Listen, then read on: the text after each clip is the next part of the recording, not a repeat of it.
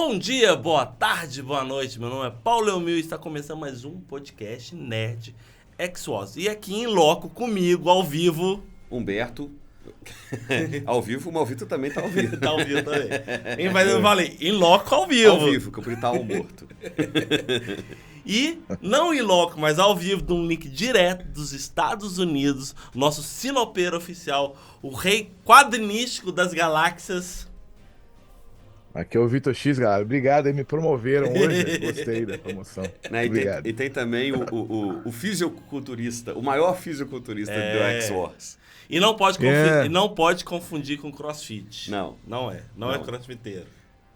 Ô, Paulo, eu vi uma pesquisa essa semana, disse que 70% das pessoas do mundo são felizes hoje em dia, se consideram felizes. E os outros 30% fazem crossfit. Então, se eu fosse eu trocava de esporte, viu? Eu não faço isso, Deus me livre. Aqui, ó, vê se eu tenho shape de crossfiteiro, cara. É crossfit. Você tem o coque samurai já. Não, mas aí isso não faz parte do crossfit. Bem, gente, olha, esse episódio é da nossa série que a gente elege um ranking, né? Um ranking, pode ser de filme, pode ser de anime. E no caso, a gente tá elegendo o ranking dos filmes que não merecem um remake. Isso quer dizer o quê? São filmes que são perfeitos por ele só, e se fizer um remake vai estragar. Então muda um pouquinho. Então, assim, não precisam. Não merecem, precisam. parece que ele não presta. Exatamente. Não precisa, não faça isso. Bem, e aí eu quero propor uma nova didática. Porque normalmente o que a gente faz? Cada a gente começa com um fala os seus 5, depois o outro lá fala os seus 5, o outro fala os seus 5, o Vitor fala 15, né? Mais 30 menções honrosas, né?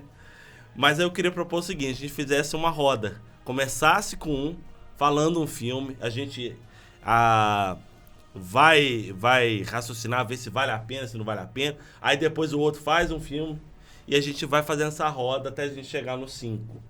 Vocês topam? Beleza, topo. E aí eu queria começar... Vai quebrar toda a minha lógica de raciocínio, porque eu não escolhi 5 filmes. É, melhor ainda. Eu escolhi 2. Melhor ainda. Que cada um tem... Um tem 3, outro tem 4. Então, o raciocínio fechava pra ele. Pois é, mas... Olha lá, ó. Mas, 7. Não, mas eu só vou falar, Já um pulou. só. Não, furou. Não, mas conversa fiada aí, fala que eu faço errado. Todos os dois fazem Pronto, errado. era tudo que o Vitor queria para falar 35 filmes. Eu vou falar só 5, velho. O Vitor eu é sou um assim, cara ó. que quando é necessário eu cumpro as regras. O Vitor é o seguinte, o cara espirrou, quebrou as regras. Não. Bem, Regra gente, mas clara, aqui... regra é feita para ser seguida. Então, vamos começar. Eu queria jogar um seguro. Seguro mesmo, que eu acho que vocês vão concordar comigo. Que é o Poderoso Chefão. Poderoso Chefão ali com Marlon Brando ali, sendo o Don Corleone, né? O primeiro Poderoso Chefão. Acho que ali, ele é uma obra perfeita ali, tem aquela... É uma obra longa, né? Vamos dizer assim, tem um tempo de tela, né? E eu acho que ele diz muito do filme da época e ele não envelheceu, cara. Você acha que eles fariam um remake porque é uma história boa? Vamos fazer de novo pra ganhar dinheiro. Cara, é tipo isso, né? Ou vão fazer uma coisa parecida e chamar de outra coisa, mas ele é um conceito, cara. Ele criou um conceito de filme, né? A minha lista ela tem muito disso, né? O conceito de filme, né? E aquele foi um conceito de filme de mafioso, né?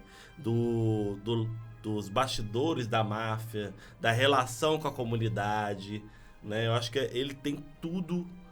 a questão de um filme de máfia tem que ter. Não, e a figura do Marlon Brando de mafioso, aquilo é icônico. É icônico, o jeito dele olhar, né? Aquela bochecha esquisita. Que ficou... A voz, né? Que ele faz. A voz, né? Aquilo é icônico. Icônico, realmente, aquilo faz parte da cultura. E tem muitos diálogos, né? Aquele primeiro diálogo do casamento, né? Antes do casamento, que ele tem aquele negócio de fazer favores, né? Quando o filho tá casando, né? E que a filha, no caso, né, que tava casando, e vem falar, você vem aqui na minha mesa, mas você não me trata como da família. Aquele tipo de diálogo é muito legal. Eu vi até um resumo legal, né, falando assim, né, o que é o Poderoso Chefão? É um bando de velho batendo papo. Mas são diálogos muito profundos, ele tem muito jogo de câmera, muito jogo de sombra, né, então ele é um filme pra mim que ele é perfeito, cara. Se você for fazer uma coisa ali a mais, você vai querer refazer o Don Corleone, eu acho que é demais. Quem é o próximo, Paulo? Concorda, Vitor? Concordo. Eu acho que você, Humberto. Pode começar. Bom, vamos fazer assim, sentido horário, assim. Tá bom. Então, vamos lá. Eu pensei de uma forma diferente, como eu achei que a gente fosse falar todos, e eu não queria quebrar a regra. Eu pensei num ponto importante, que seria assim, o que data certos filmes, né? Às vezes é a roupa, às vezes é o jeito de enquadrar, o jeito de fazer som. E uma das coisas que envelhecem muito mal são recursos tecnológicos. Apesar do CGI do Flash ter provado que... Nossa, você precisa ser velho pra ser ruim, né? A galera tá comparando com os filmes lá dos Piratas do Caribe. Não, cara. É impressionante. Não, pior, eles compararam com o filme Mutantes da Record. Nossa, a novela Mutantes. A novela da Record. Não, pois é. Que era de 10 anos antes, mas vamos lá. E esse, pra mim, ele é icônico por vários motivos. Vocês sabem disso. E ele tem ele já teve uma tentativa de fazer adequações que estragaram a história. Uma adequação que estragou. Então, é a primeira trilogia de Star Wars. Eu não vou falar de um filme específico, não precisa. Existe... foi criada a Industrial Light and Magic para fazer os efeitos especiais da série. Um filme que começou no final da década de 70, né? E aí foram lançados 3 filmes que terminaram no começo da década de 80. Muito efeito prático, muita coisa que não tinha... O que é efeito prático, pessoal?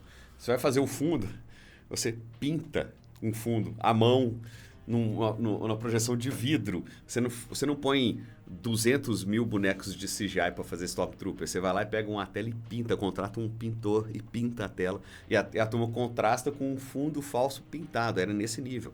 Bonequinho na vizinha com o cara segurando com barbante. Isso que é efeito prático. É prático. Ele não é CGI. O George Lucas, ele fez adequações, porque tinham cenas que mereciam ser melhor.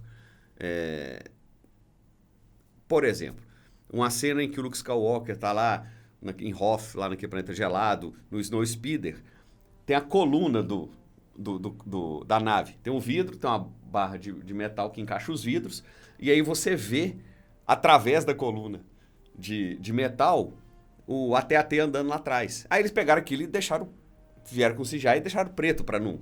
Porque você está enxergando através de uma peça de metal. Você tem que enxergar através do vidro. Aí, ok. O problema foi que ele pega o Han Solo, aquela cena do Han Solo com o grido, e põe em vez do Han Solo atirar primeiro, ele põe o grido para atirar, ele desloca a cabeça do Han Solo pro lado e volta. Uma cena ridícula. E tem a cena do Jabba, que era uma cena perdida. O Jabba não era um bonecão, ele era um cara com uma roupa, um colete peludo.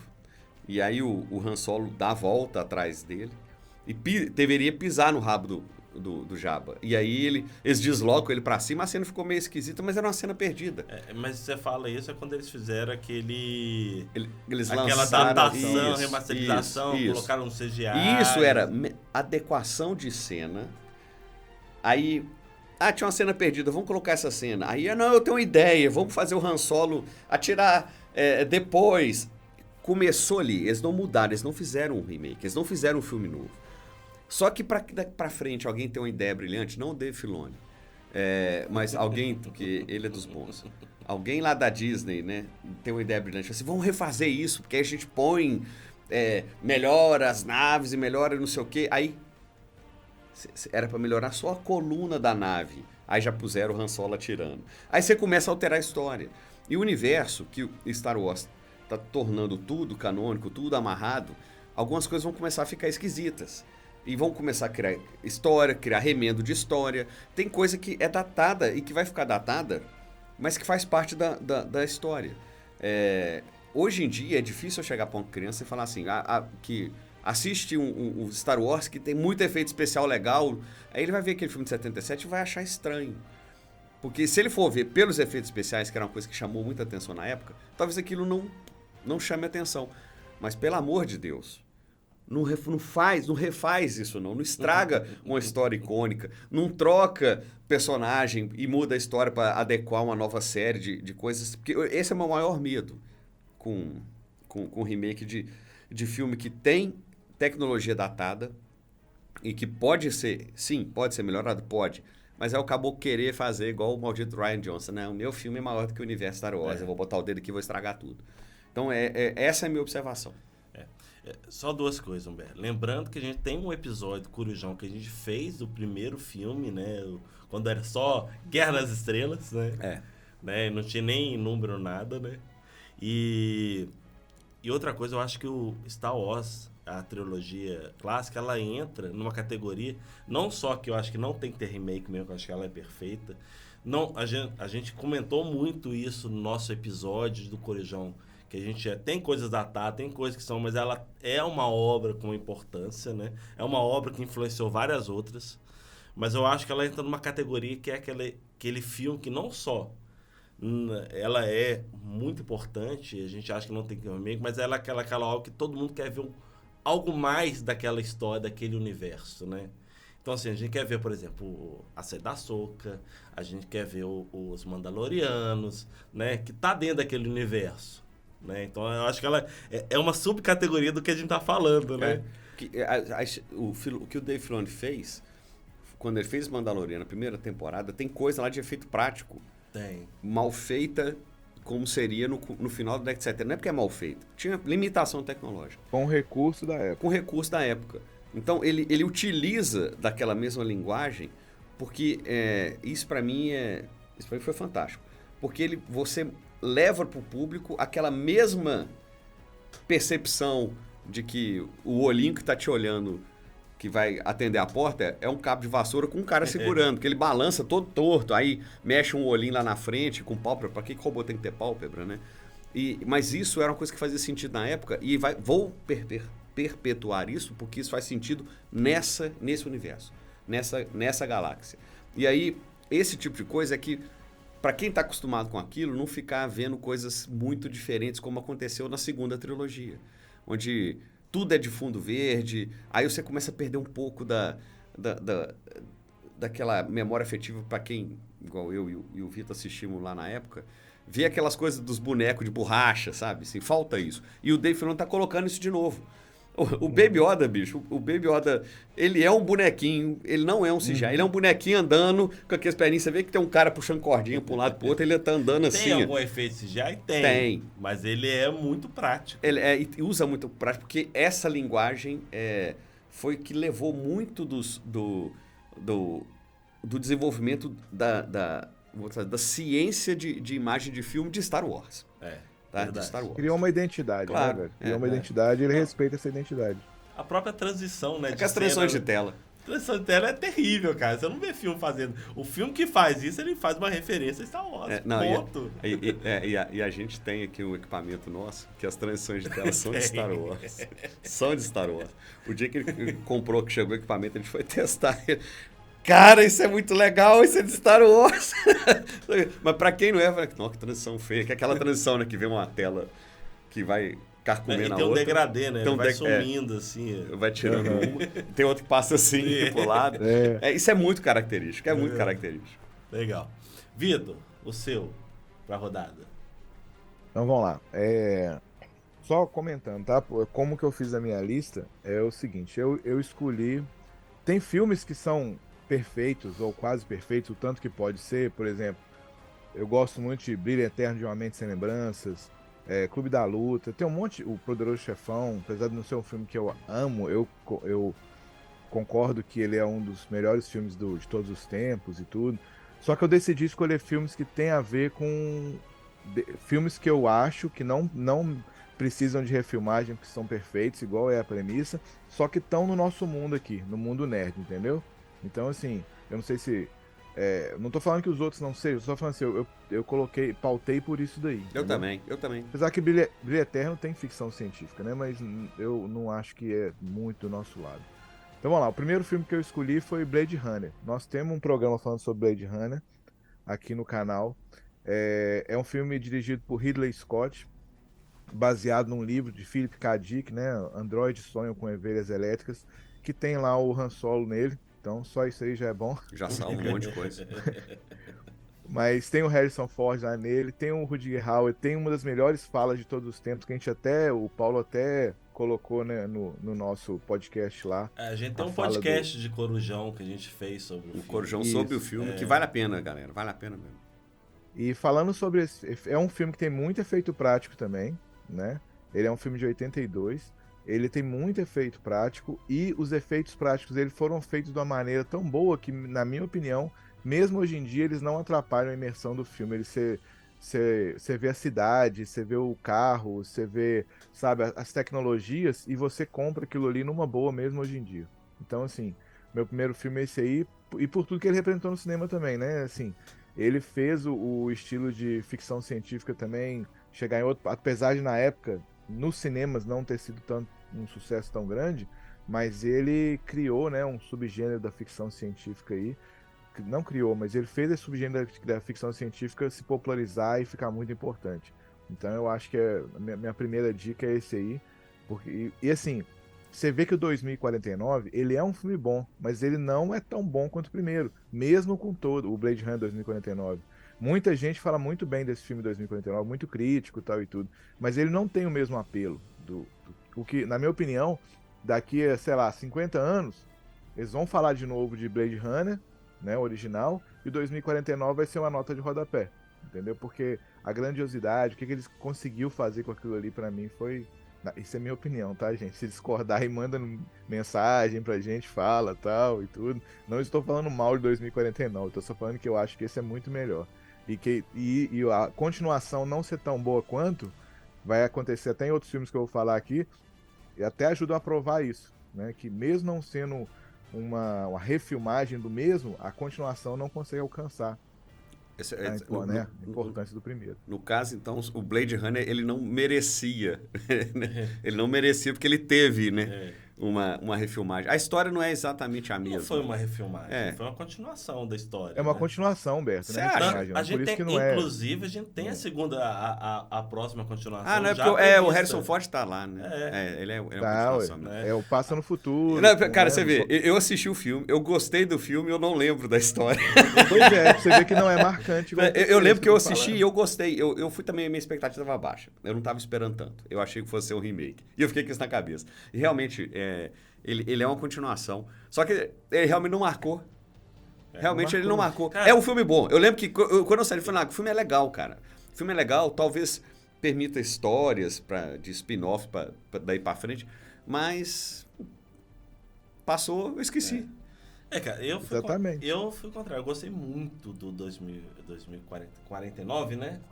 É 2049. Porque 2049. Não é igual Homem-Aranha 2099. Eu gostei muito da continuação que eles deram pra história. A questão da gravidez, de ter tido uma filha. Ainda ter mantido aquele negócio de replicante não ser replicante. Né? Ele manteve algumas coisas, trouxe algumas coisas lá do primeiro filme, que é referência, não tem jeito, né? Tem uma fotografia linda. Linda, é bonita mesmo. Linda. A fotografia dele é linda. Né? Mas é o que você falou, Vitor.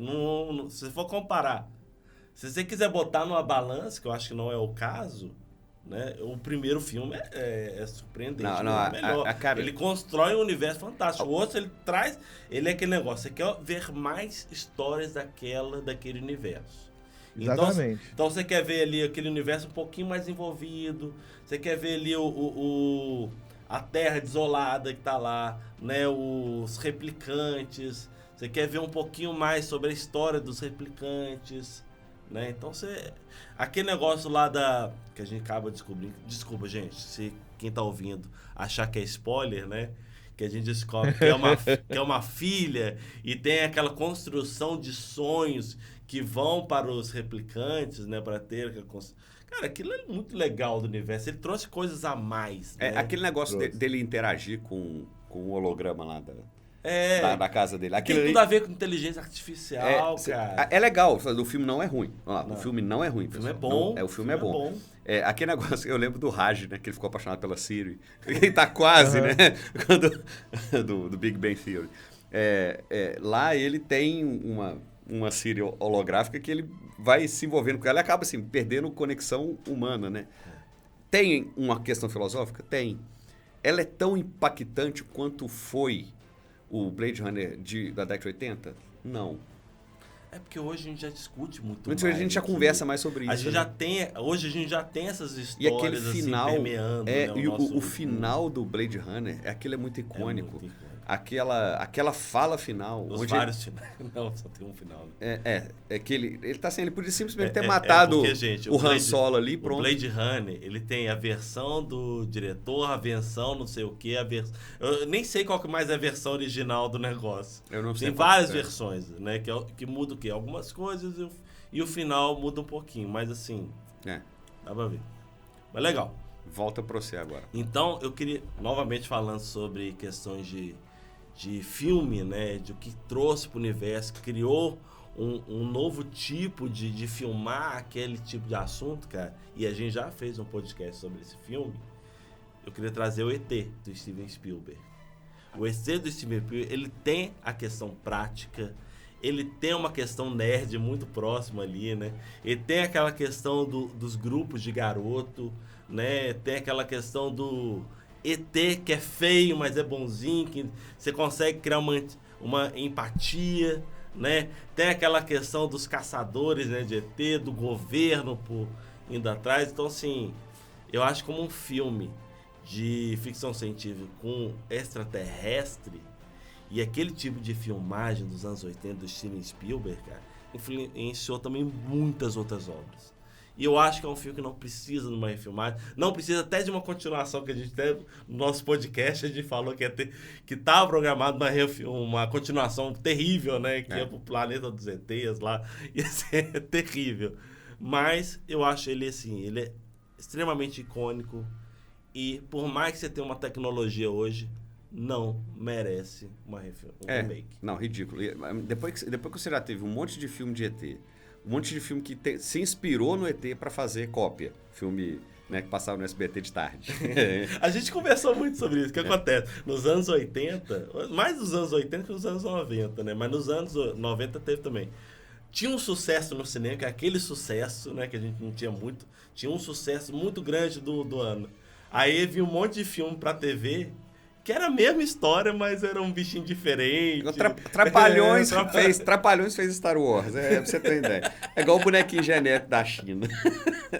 Não, cara, depois que você teve um monte de filme igual, um monte de coisa que teve a mesma lógica, depois que você teve Men in Black, não tem sentido. Não tem sentido você fazer. Não tem. Vai melhorar um monte de coisa e vai ter uma história horrorosa. Vai ter imagem mais bonita, menos escuro, com um boneco menos...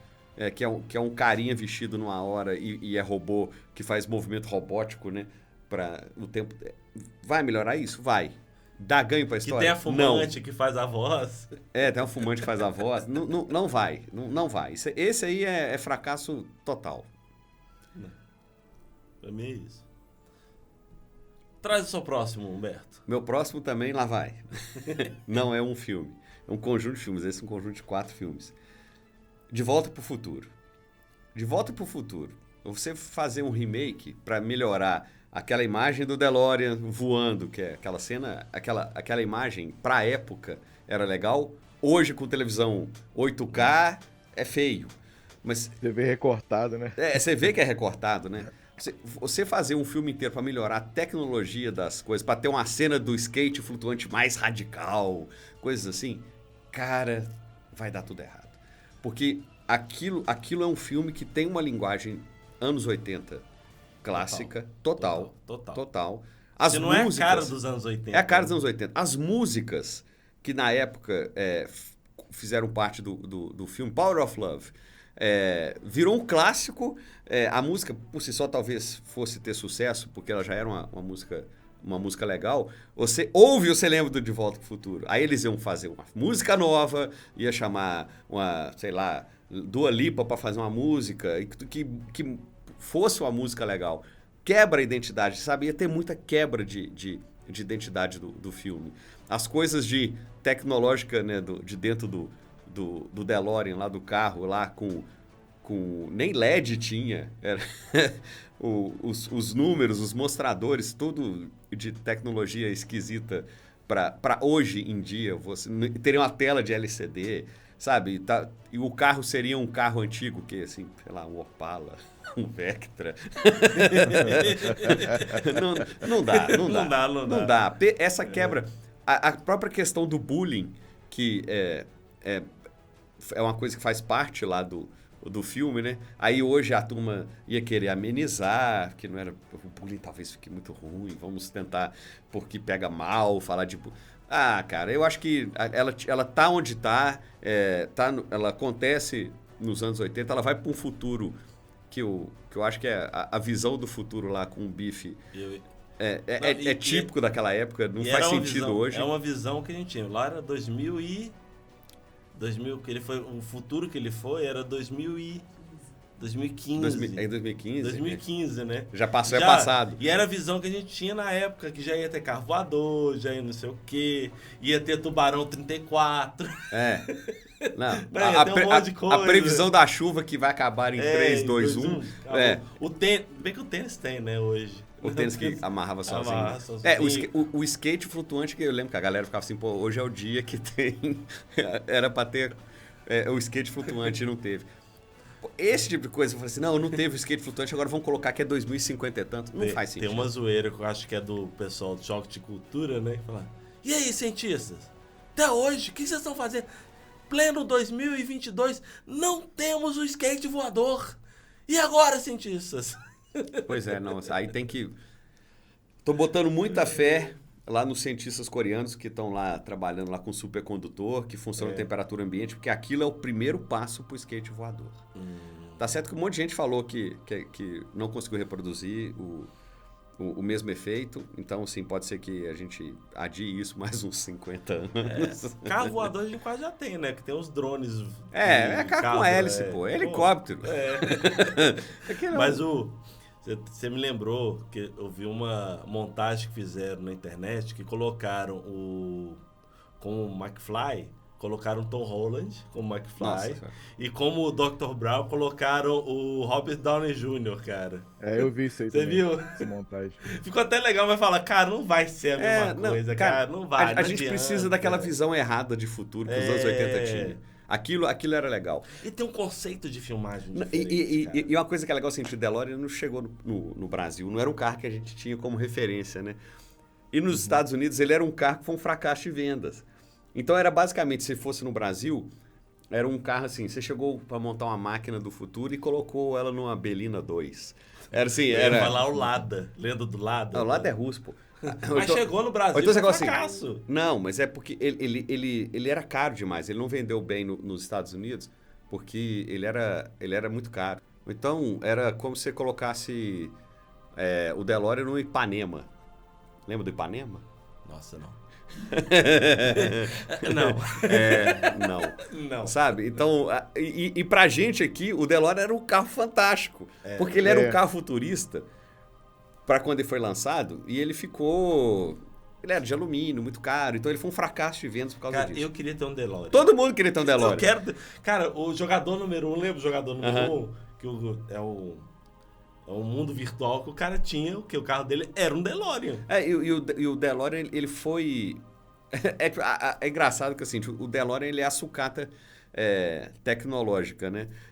Você chega e você fica desapontado com a sucata, igual a Falcon Millennium. Ela é uma sucata espacial. Então, essa referência que aqui no Brasil não teve sentido, né? Porque a gente achava o carro legal demais, E não era. Isso foi só aqui no Brasil. Talvez outros países também tiveram. Vai lá, Vitor. Vamos lá, meu segundo filme é The Green Mile. O nome em inglês acho que é A Espera de um Milagre mesmo, né? Uhum. Esse filme, ele é a adaptação de um livro de 1996 de Stephen King. O filme saiu depois, né? E ele não é que é baseado, ele é fortemente inspirado num caso que aconteceu em 1944. Então, assim, ele não é de fatos reais, tá? Então, assim, eu não tô falando que aquilo lá aconteceu, não, tá? Mas ele é o Stephen King, que escreve... Stephen King, eu acho que é um cara que parece que ele não escrever, ele tem um aneurisma, a cabeça dele explode, né? O cara escreve um monte de coisa boa, coisa ruim, mas tá sempre produzindo, tava sempre produzindo. Então, Eu fico até surpreso alguma coisa que eu vejo, na hora que eu vou ver lá quem escreveu foi Stephen King, né? Até hoje acontece isso em Ô, filmes, Vitor, séries, essas coisas assim. você já viu um E vídeo que tá o Rob Martins, como é que chama o cara que fez Game of Thrones? Qual deles? Não, que escreveu o Game of Thrones. o Robert Martin. O Rob Martin, tava ele e o George Martin. George George Martin. Martin. Tava ele e o O Stephen King. Stephen Stephen King, King. um do lado pro outro, e o Martin falou: como que você consegue escrever tanta coisa assim? Que ele fala que ele, olha, eu solto, sei lá, acho que 15 ou 20 páginas por dia. Enquanto o Martin solta uma página a cada 12 meses. É assim mesmo. Não é bem assim não, mas é mais ou menos isso. Não é bem assim mesmo. São processos de escrita diferentes que os caras têm, né? Eu tava lendo sobre isso outro dia. O Stephen King, ele não planeja o livro dele antes. Ele tem uma ideia e começa a escrever. O George Martin, George R. R. Martin, né? Isso. Ele, ele tem a ideia toda até o final, aí ele vai faz um esquema do que seria o livro, aí cria os personagens, o que cada personagem é, como é que é a personalidade, o que ele vai fazer, e depois que todas essas informações ele vai escrever, né? É, ele tem Então é uma uma maneira de pesquisa escrever. também, né? Tem uma E o Stephen pesquisa King muito não, a grande. ideia vai vir na cabeça dele e vai pôr no papel.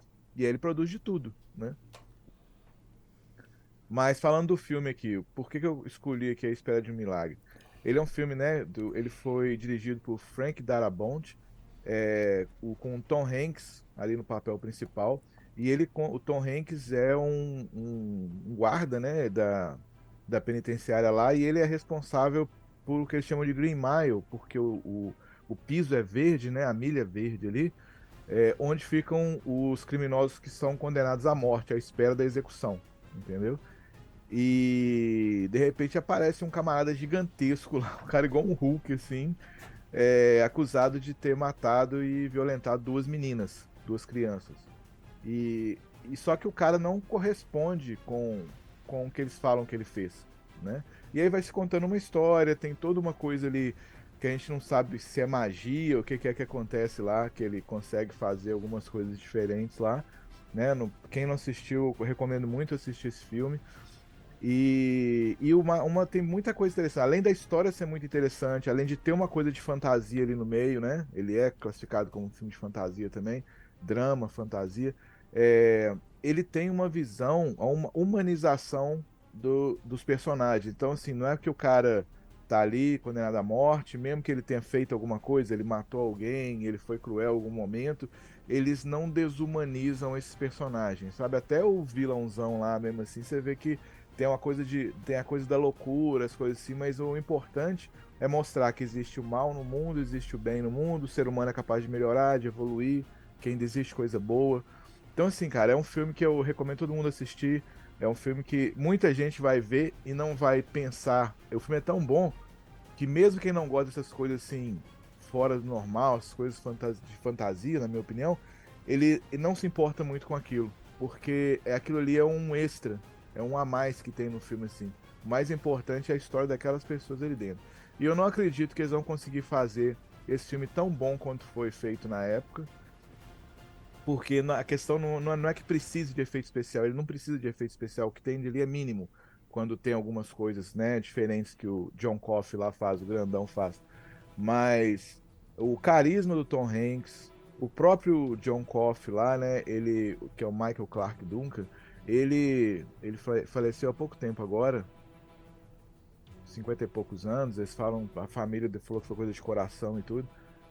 Então, assim, é um conjunto de atores e de uma história muito boa que eu acho que eles não conseguem refazer tão bem quanto foi. Então, O problema é que a se história fizer, eu é tenho medo, simples, então eu não acho né? que deve fazer. A história é simples também. Assim, se você fosse fazer um remake, acabou que ia querer botar o dedo lá pra contar a história de um jeito diferente e acabar avacalhando as Quem coisas. vai mexer numa obra que você tem uma das melhores interpretações do Tom Hanks, John Coffey, que o personagem fez, o ator que fez o John Coffey. Nossa, Aquela foi a melhor bem demais. interpretação dele, cara. Ele foi Você não bom pega. Ó, tem coisas que ele fez que ficou ruim, por exemplo, ele fez o Demolidor lá do.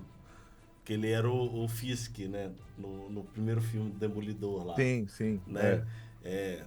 Agora, Ele, cara, naquele filme tá perfeito pra aquele papel, cara. Perfeito. Interpretação. Cara, eu acho que todos os atores ali, tá igual tudo você ali. falou, brilham muito, sabe? Brilha muito. É... Né? Então, E é um negócio tão humano, assim, saca? Você tá lidando ali com assassinos, tal, com pessoas que, né, que, sim, porra, você vai pensar que elas são más. E aí você vê que muitas vezes não é assim. Tem gente má ali, tem. O Sam Rockwell, que faz o cara que, o bandidão, né, da história lá, que esse que é doido, é ruim mesmo, ele também tá bem demais nesse filme, cara. Tá. Você compra que ele é ruim daquele jeito, que ele é tipo assim, não, esse cara, doido. ele não presta, não. Se eu ver esse cara, eu vou ficar longe dele, ou, né? Todos Sei são lá. muito bom. Legal. Beleza. Deixa eu trazer um outro filme meu aqui. Voltando à questão também de cinematografia e de crítica. Pra mim, é um dos filmes top 10 da minha vida. Que é um filme, talvez tenha muita gente que não goste, eu acho que até vocês eu acho que não gostam muito dele. Mas é um filme que ele criou um conceito ali do grupo jovem, né? De aventura, que é Goonies, né? Ele criou um conceito ali dos grupos formados por... E ali, vamos dizer, tem diversidade pra caramba no grupo, cada um do jeito, mas eles são amigos, eles topam fazer uma aventura junto, né? Aquela aventura se transforma. Cara, tem slot, cara, tem aventura de pirata, tem navio, tem passagem secreta, né? Tem a questão dos pais, as questões daquele... Se não fizer alguma coisa, eles vão perder a casa. Então, assim... Tem muita coisa ali naquele filme e é um filme leve, divertido, é um filme que fez infância de muita gente e se fizer um remake vai ser pra estragar, porque não tem. Não tem. Não tem tal. E ele envelheceu muito bem. Não, e é engraçado que é outro filme que também tem lógica de anos 80, né? Né, total. A criança sair pra brincar na rua, isso acabou na década de 90. Isso não tem mais. Esse negócio Pega a bicicleta. pegar a bicicleta e volta à noite. É. Aí o pai não sabe onde é que você tava. Não, eu tava num navio pirata que eu achei numa caverna, numa passagem secreta. Isso só aconteceria nos anos 80. Hoje, a criança saiu de bicicleta pra qualquer lugar, o pai desesperou, morreu. Morreu, o menino, tem 10 minutos que ele saiu, ele não atendeu o celular, o chip que eu implantei nele não tá passando sinal, já era. Então, não funciona, não é uma linguagem Já que funciona. liga pra todos os parentes, Não é uma linguagem que funciona. E realmente, eles vão mexer na história pra atrapalhar. Humberto, assim, aqui nos Estados Unidos, cara, eu ainda vejo muita criança ainda saindo pra brincar na rua, sabe? Mesmo com questão de droga, de violência, que aqui, né, aqui tem menos que o Brasil, mas existe também. Ainda tem um pouco disso aqui, sabe? E aqui eu entendo mais. A gente já comentou com isso, tipo assim, quando a gente tava falando de filme terror, pô, como é que os outros tá passando essa rua à noite sozinho, sem iluminação nenhuma? Isso é normal aqui, né? Tipo assim, uma coisa que no Brasil a gente acha que é que nunca, pô, eu nunca entraria nesse lugar desse jeito, mas aqui, tirando as avenidas principais, os locais, os centros, não tem iluminação na rua, velho. Então de noite é um breu danado. Então se alguém tá voltando pra casa, as pessoas voltam. A maior parte anda de carro. Mas muita gente, às vezes, anda a pé de madrugada. Então se aparecer um lobisomem ou um vampiro, vai pegar porque tá sozinho no meio do nada, é normal. E ainda criança, ainda fica muito sozinha aqui, sabe? Assim, o pai sai pra trabalhar, a criança sai da escola ali 2, 3 horas da tarde e volta pra casa no ônibus da escola, ou então às vezes volta de bicicleta, ainda tem um pouco disso, entendeu? Ainda tem E aquela hoje em dia tem liberdade uma de coisa sair e que é não pior, voltar? que eu acho que os pais não sabem o que os filhos fazem. Então, isso assim... Então, pra gente, por exemplo, no Brasil, pô, como é que esses meninos ficam o dia inteiro fora e a mãe e o pai não sabem? É uma coisa que na década de 80 aconteceria. Hoje em dia não acontece mais. Mas aqui ainda acontece isso. Só para dar um contexto. Então, assim, muita coisa que a gente vê na televisão, a gente acha que é meio fora da realidade, mas às vezes não é. É só a realidade de outro país, entendeu? Mas eu não ligo, pra mim tem que valer pro Brasil. É a realidade. A minha realidade A minha é que realidade importa. suplanta toda. Legal. E você, Humberto, você trouxe mais alguma coisa além do que você falou? Não. Você trago 2. Eu trouxe 2 porque eu ia fazer dentro de um contexto.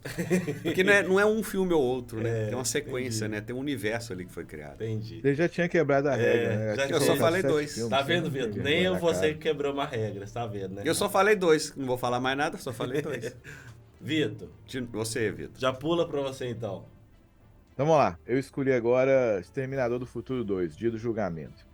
Se isso, quem tá falando, não sou. Tipo assim, eu acho, mas eu não tô falando, é só eu, não. Ele ainda é considerado o melhor filme de ação de todos os tempos até hoje. Ele é um filme de 1991.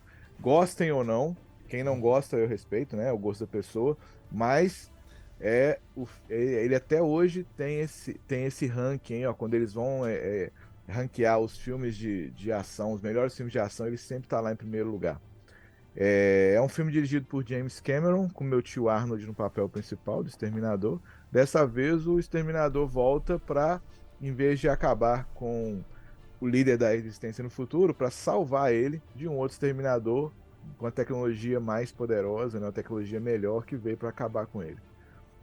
E, cara, o filme é muito divertido, não tem jeito. Quem gosta de filme de ação, mesmo quem não gosta, eu acho que não consegue assistir esse filme sem e não se divertir. As interpretações são muito legais também, tipo assim, igual o Humberto fala, o Schwarzenegger é um excelente ator para interpretar android, robôs, coisas assim. Então ele tá no papel certo dele lá, né? A, a Linda Hamilton, ela, ela nesse filme ela vai bem demais em tudo que ela faz ali e tudo, sabe? Então assim, o filme é excelente, cara. E ele é uma ação em cima de ação, muita coisa que foi nova para a época nas perseguições, na tecnologia, né, o que eles fizeram no cinema. O James Cameron é famoso por isso, né, conseguir desenvolver coisas novas tecnologias para o cinema. Então o T-1000 lá, né, com a tecnologia de metal líquido, como que ele se transforma, tudo que ele faz ali. E assim, fazer sequências de Exterminado do Futuro, eu acho que vale a pena, que entra no que o Paulo falou da gente querer ver mais histórias daquele mundo. Mas fazer o Exterminador 2 de novo, não vai conseguir. Não vai achar alguém que teve o carisma do Arnold como Exterminador, sabe? Então, assim, pra mim, fazer uma refilmagem disso aí é fracasso na certa. Contar mais histórias desse universo, pode ser que bem escritas eles podem acertar e fazerem uma coisa boa aí, porque nenhum dos outros, o 2 e o 1 são os melhores, sem sombra de dúvida. Nenhum dos outros conseguiu ser tão bom quanto eles. Uns foram muito ruins, outros foram melhorzinhos, você até se diverte, mas e aí imagina refazer esse. Se eles não estão conseguindo fazer uma sequência que presta, imagina refazer o Exterminador do Futuro 2. Então, assim, eu acho que é um filme perfeito. Colocaria até um no meio aí também, mas só para não ficar igual Humberto, roubando, incluindo mais filme que não Ele deve. já colocou. Vou deixar ficar só com dois. Ô, Tá bom? Vitor, a gente até falou no outro podcast, né? E eu coloquei a importância do 1, né? O 1 ele é muito Nós temos importante, podcast né? dele também. Também. Não tem Nós jeito, fizemos. né? Mas o 2 eu acho que é tão importante, né? Que eu acho que eles entendem como o 2 é importante, não só por tudo que ele foi, né? Pô, melhor trilha sonora também, acho que de todo Exterminador tava lá. Mas o último filme, não sei se vocês lembram, né? Eles fizeram uma mudança completamente, né? Só que ela Aham. acontece depois do 2, né? Que eles matam o Connor, né? Simplesmente vem o Exterminador e mata o menininho, né? Então aí mata o Connor, não existe mais. Aí cria uma nova realidade, né? Isso, a nova linha do tempo. Nova linha do tempo. Mas eu concordo com você também. Eu acho ele, pra mim, se a gente for eleger o melhor filme de ação dentro do Exterminador do Futuro, pra mim o 2 é o melhor disparado, cara. Disparado. E não é só Ah, dele, não. Você tá elegendo aí dentro, não, você pode gostar mais de outro, mas eu não sou estou, só eu. eu tô falando. Academia, revistas especializadas, um monte de gente É, coloca como o melhor filme de ação de todos pois os é, tempos, mas eu Exterminador acho, do Futuro 2. ele tem cenas muito icônicas, né? Aquela cena da perseguição do caminhão com a moto, né? Aquela cena é, pra mim, uma das melhores cenas de perseguição de carro, vamos dizer assim, né? Aquela Aham. cena é muito boa. Tá.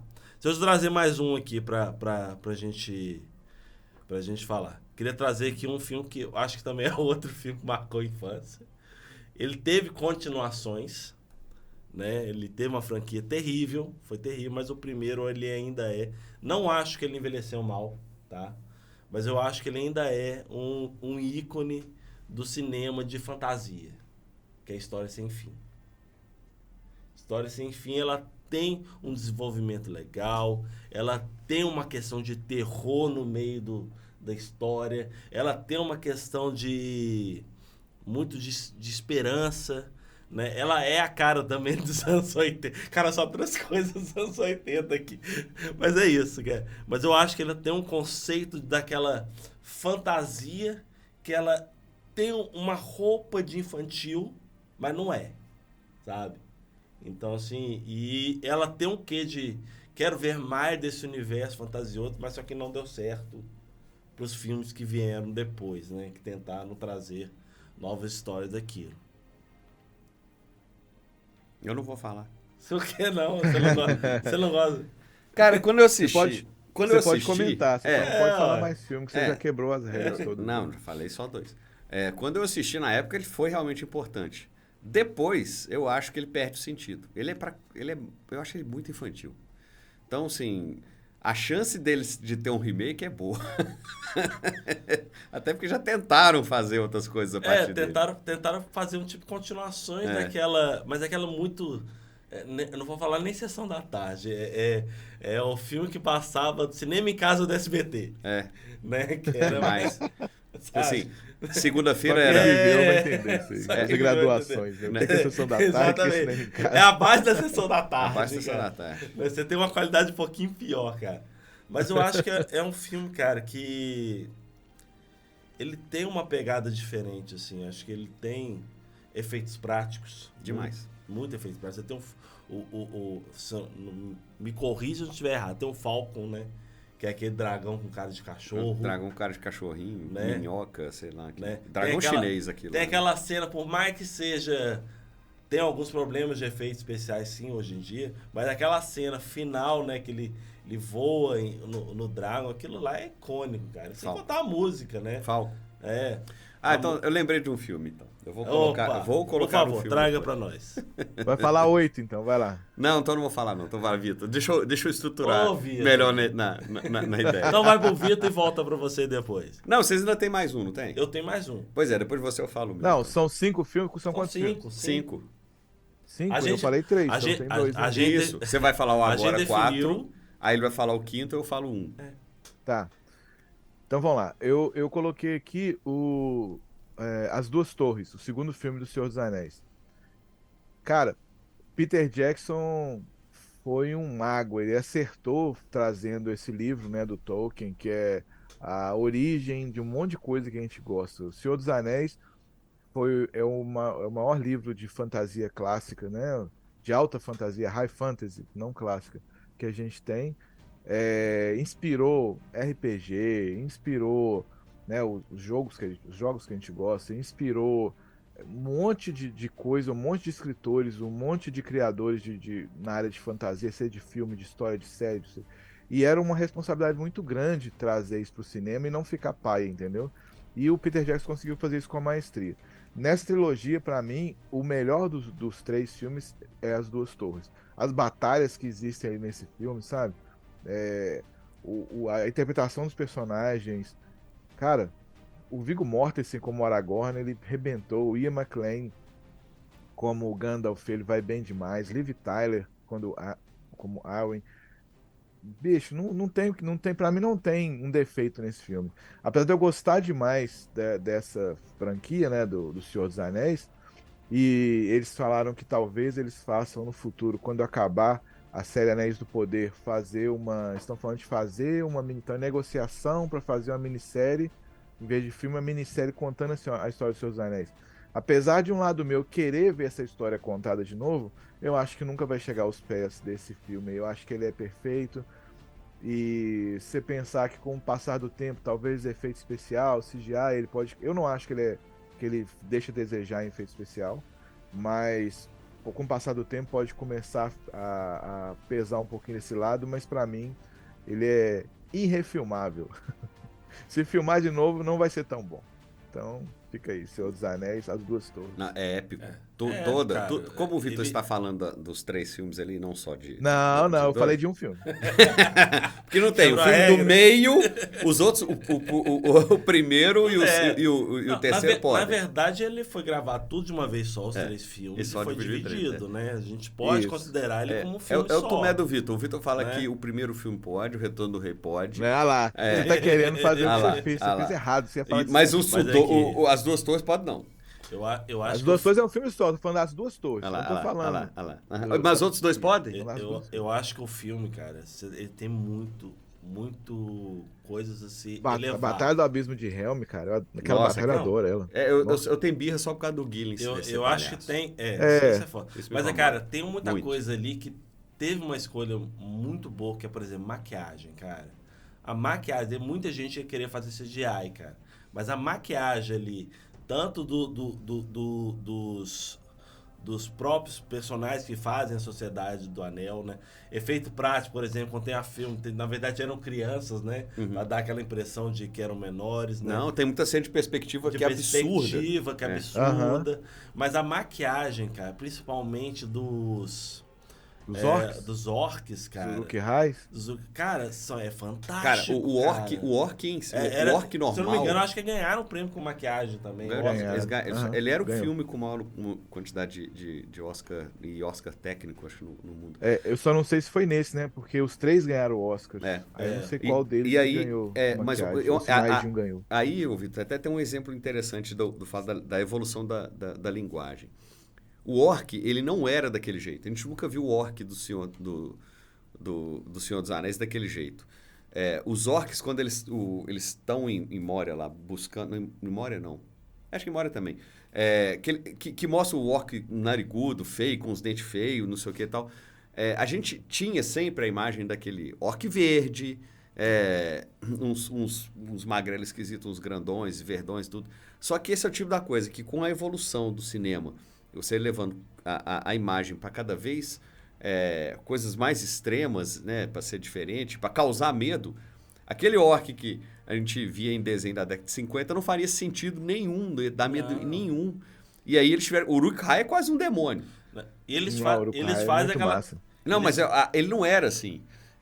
Você não tinha essa imagem no livro. Você foi ter, isso é a imagem do cinema. Não tô falando que o Peter Jackson errou, não. Falando que é o recurso que ele tinha por conta do cinema.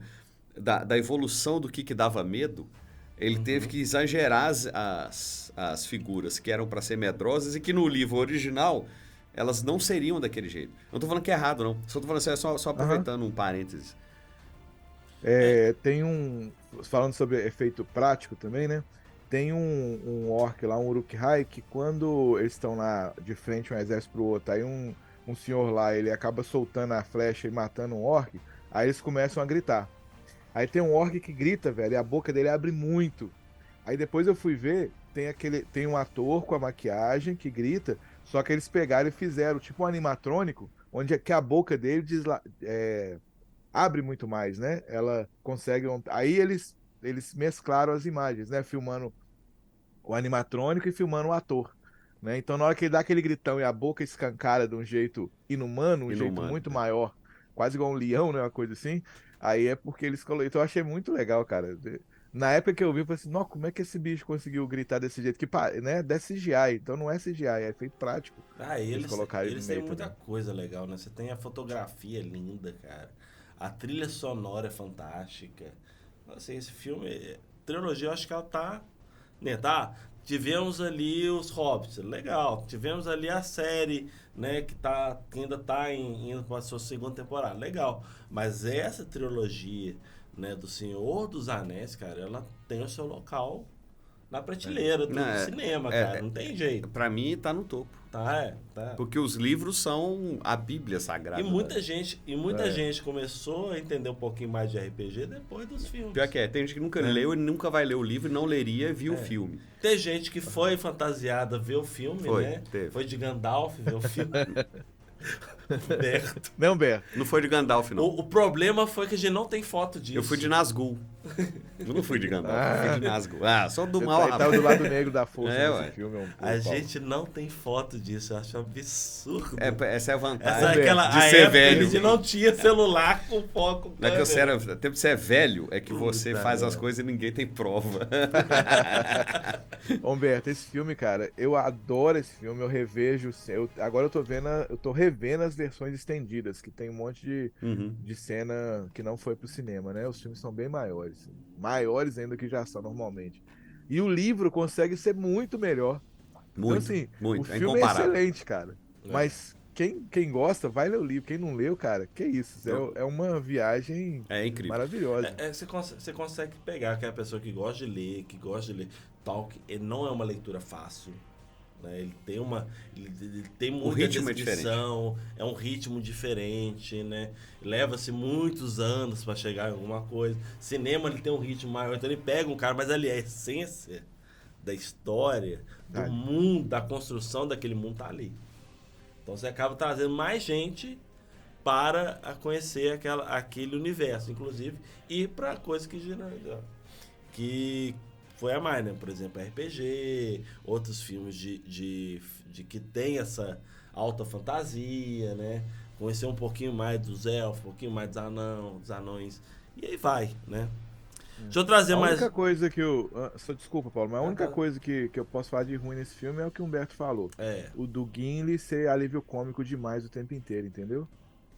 Por mim, ficava só nos Hobbits o alívio cômico ali, mas tudo bem. Porque não tem alívio cômico. Não faz o filme ficar ruim, mas não acredito que uma refilmagem, mesmo mudando isso, conseguiria fazer o sucesso que ele fez. Eu também acho que não. Acho que também não. Bem, seu último. Meu último filme, também na questão de criar uma identidade cinematográfica. E aí eu pego um diretor que é o Quentin Tarantino, né? Que hoje você tem... isso é um filme do Quentin Tarantino. Isso aí é muito Quentin Tarantino, né? Então, assim, de todos os filmes dele que ele fez, eu acho que o Pulp Fiction, Tempo de Violência, ele, pra mim, é o que mais criou um formato de linguagem cinematográfica, né? Não só pelos atores, interpretação, pouco orçamento, você vê que é um filme de pouco orçamento, mas ele tem um conceito de roteiro, um conceito de edição, um conceito de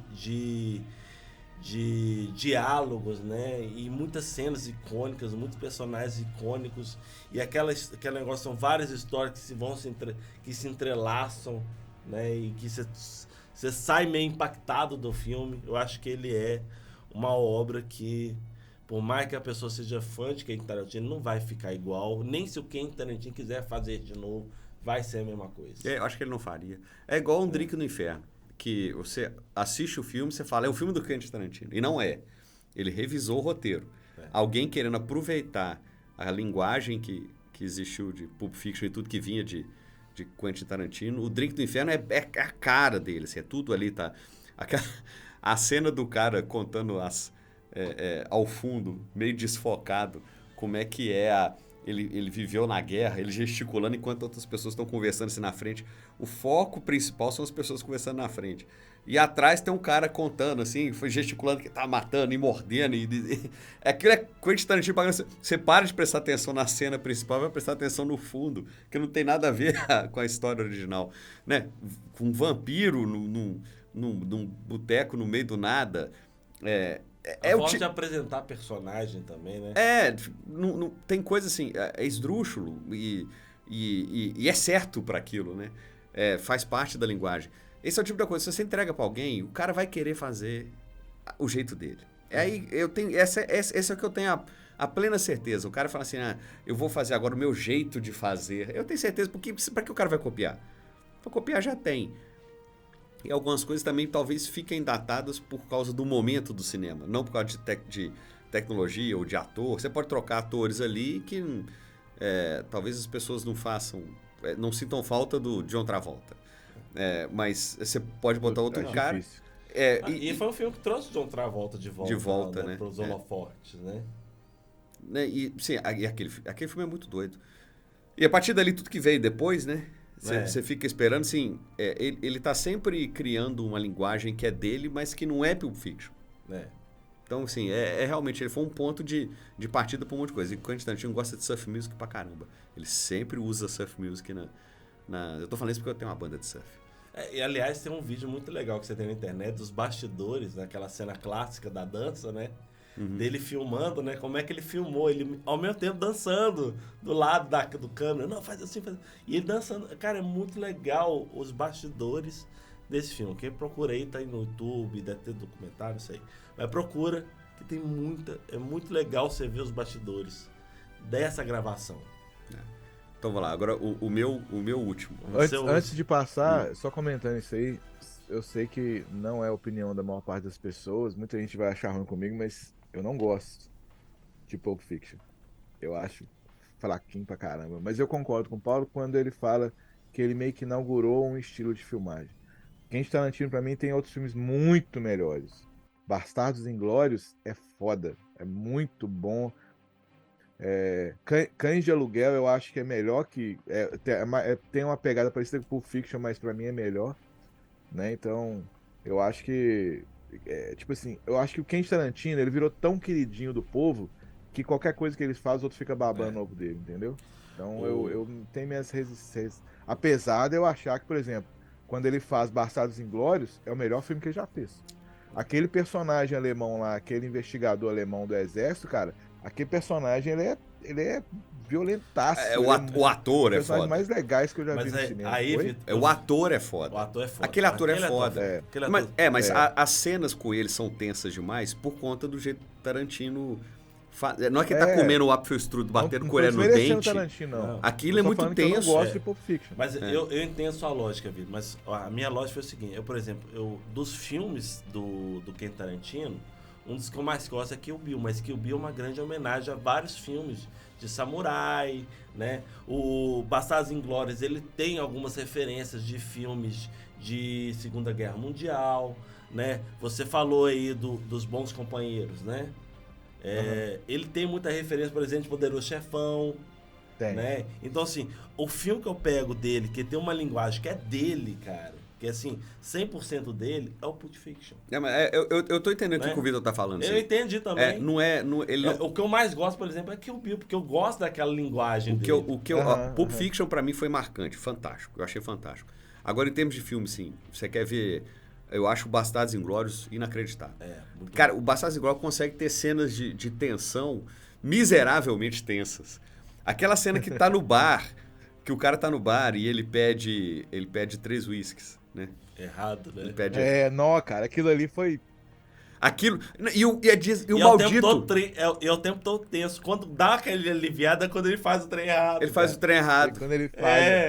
Porque ele pede... E aí a desgrama do cara põe o revólver no saco do soldado. Porque ele vai dar um tiro no saco. O cara não vai morrer do tiro no saco porque ele não virou a arma pra cima e deu um tiro no coração do cara, no meio do peito. Porque aí ele deslocava o cara e ele... Ali dá tudo errado por conta de um monte de decisão errada. E o cara tem um Gorlami. Gorlami, que miséria. Aquela cena é terrível. E tem aquele ator é muito bom, cara.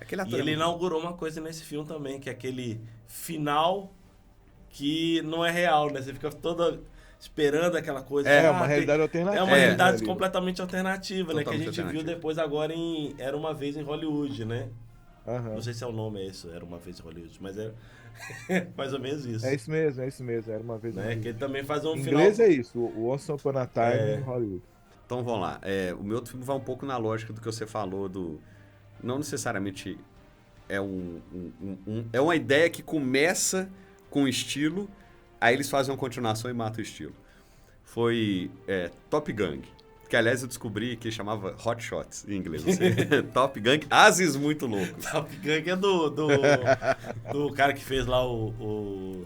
Não, esse é o 2. Tem o Charlie Sheen? Charlie Sheen? Esse é o 2. Não é o primeiro, não? Não, é o 2. O 1, Caralho, eu achei que era o primeiro. ele é de um nonsense tão maluco, até aquela cena filmada ao contrário, que o cara tá na biblioteca, é muito doido aquele negócio. Aquele é muito doido. E aí... Bom, eu posso até conferir, mas é esse mesmo. Eu acho que se for esse, o Martin faz os 2 filmes. Charlie Sheen. Charlie Sheen. Charlie Sheen, que ele tá de é o Rambo. pai dele. Ele tá de Rambo. O Rambo é o 2. Não, mas eu tô falando, ele faz o Rambo também, ele faz 2. Tá.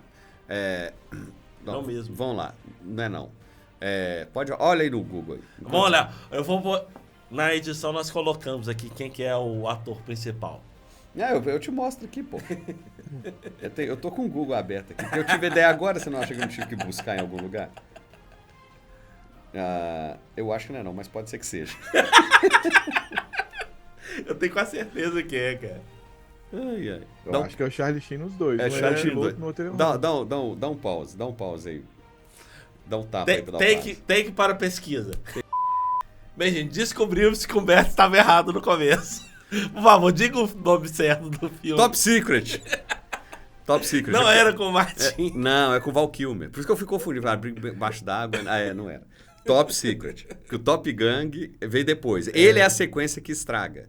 Porque o que acontece? O Top Secret, ele é da década de 80, com o Val Kilmer. Ele tem um monte de cenas sem sentido nenhum, umas doideiras muito doidas. Essa cena que ele tava andando ao contrário, que a cena é filmada ao contrário. Você assistia todo mundo andando esquisito e o cara jogava o livro na prateleira. E no final, na hora que acaba, passa um cachorro andando de ré. Aí que eu sei que ele foi filmado ao contrário, né? Tem um cara com a lupa olhando uma coisa, que ele tira a lupa, o olho dele que era grande mesmo. Então, esse era um filme de comédia nonsense. É esse que tinha o cara que ia mandar uma mensagem pra ele, só que tava dentro do carro. Aí eles primeiro caiu naquele negócio de computador, com compactador de carro. Aí de repente vem um cara assim, todo... Quando estivesse dentro do caixotinho, assim, entrega assim, abre um porta-luva, assim, entrega. Só que o cara tá dentro do carro. Não, tem os caras fantasiados de vaca. É muito maluco. O filme é muito maluco. Certo. E aí veio o Top Gang, que era assim, não é uma refilmagem, mas ele foi aproveitado de uma linguagem que ficou muito tempo sem aparecer. Aquilo tem que ter continuação, aquilo tem que ter lógica. Eu acho que, se brincando, até o diretor é o mesmo. E aí ele tenta fazer um monte de coisa sem sentido, tentando usar filme de guerra e não sei o quê. E aí ele dá... porque eu tinha descoberto que ele chamava Hot Shot, porque no que eu fui buscar de quando era o filme, apareceu Hot Shot. Ó, não sabia como é que ele chamava, mas é Top Secret. O Top Gang é de 91. E aí ele veio tentar buscar a informação, ele buscou um monte de coisa, teve uma segunda edição do Rambo, com o Charlie Sheen, porque tinha os filmes do Rambo, e ficou fazendo filme de sátira. E depois vai ver filme de sátira do que eu sei que vocês fizeram no verão passado, não sei o quê, mas o Top Secret foi, pra mim, o filme do nonsense, da comédia que é americana, tentando fazer um pouco de inspiração no que era inglês, jeito de inglês fazer humor. O Top Secret, ele é aquele negócio assim, que eu acho que até ele iniciou com esse nonsense, e os outros filmes, eles tentaram dar uma pelada que a gente chamou depois de besterol, né? Ele tem um humor pastelão. inteligente. Ele tem um humor até muito próximo do Monty Python, cara. O que eu falei é o inglês, é o jeito inglês de fazer humor. Só que eles são americanos, não é a mesma coisa. É diferente. E depois os caras tentam fazer e faz pastelão. Faz pastelão, faz apelativo, né? E não precisava disso. Não dá. Top Secret. Mas criou uma maneira de fazer filme mesmo, né, velho? Porque sátira de outros filmes tem um monte que são assim hoje em dia. Tem, igual, a sátira do que vocês fizeram no verão passado, tem dos de Esparta, né? Todo mundo em pânico. Lá. Tem de super-heróis, né? Com o Libélula Verde lá, sei lá. Então é isso. Tem um monte. Ô, Vitor, você tem mais um último aí pra gente fechar? Eu escolhi mais um filme aqui que é o seguinte, que eu nessa linha, tá? De filme que eu acho que se fizer refilme, não precisa de refilmagem porque ele é perfeito, e se fizer de novo vai ser pior. É o Predador, de 1987. O Predador, ele, com o meu tio Arnold de novo, né? Dessa vez ele não faz o Android, ele faz um Spec Ops, né? Um especialista das Forças Armadas lá em resgate, que é chamado para resgatar um grupo de políticos, né? Um grupo americano que caiu na selva da Guatemala. Só que descobre que, na verdade, não é isso que está acontecendo, né? E aí vai contando a história lá. E ele se depara com o Predador e tem a luta dele com o Predador, né? A luta da equipe dele contra o Predador. Cara, esse filme, pra mim, eu já vi várias vezes, já reassisti também, já reassisti com outras pessoas, e não tem ninguém que fala assim, pô, esse efeito especial é paia. Até tem uns efeitos datados, quando o Predador tá pulando na árvore assim e tal, uns galhos meio finos segurando ele, mas eu acho que ele é um filme excelente e que nenhuma das continuações conseguiu ser tão bom quanto ele. Você tem aquele lá, um dos mais novos, que é o Predadores, né? Que tem até a brasileira lá, trabalhando lá.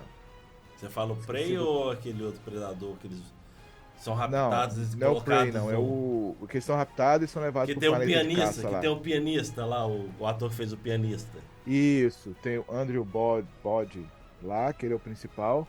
E ele, cara, ele mesmo sendo magrelaço, ele me convence que ele consegue fazer aquelas coisas. É o que eu falo, o cara tem que ter um mínimo de treino, tem que ter né? Não pode colocar qualquer um pra fazer qualquer papel. E tem a brasileira lá, que parece Cecília Reis nos Novos Mutantes, esqueci o nome dela, Gabriela. Gabriela é a tia dela que fez o papel da Gabriela. Putz, esqueci o nome dela. Gabriela Cravo e Canela é a tia dela na novela brasileira. Não assisti a novela, não tem como contribuir. Eu também não assisti esse filme. Eu não botei fé nele, não. Você achou ele bom? Desse do planeta, dos predadores de caça, eu acho ele excelente, velho. Eu gostei dele. Eu acho ele. Eu gostei Deixa eu dele. te falar, eu acho ele melhor do que o Prey. Eu tô falando com vocês pra gente fazer um especial do Prey, vocês não fazem essa porcaria. Não, o Prey é bom. Tá? O Prey é bom. Eu não O assisti, Prey, apesar não. de ser queridinho da crítica, não sei o quê, eu gosto do filme, mas ele tem uma série de coisas que a gente tem que conversar sobre ele que não ficou legal. Eu também E outras acho. que Então, ficaram. vamos botar na Mas pra pauta. mim. Ó, Oi? botar na pauta. a gente pode fazer o seguinte, uma coisa que o Vitor quer fazer, mas não do jeito que ele quer fazer. A gente pode fazer o seguinte.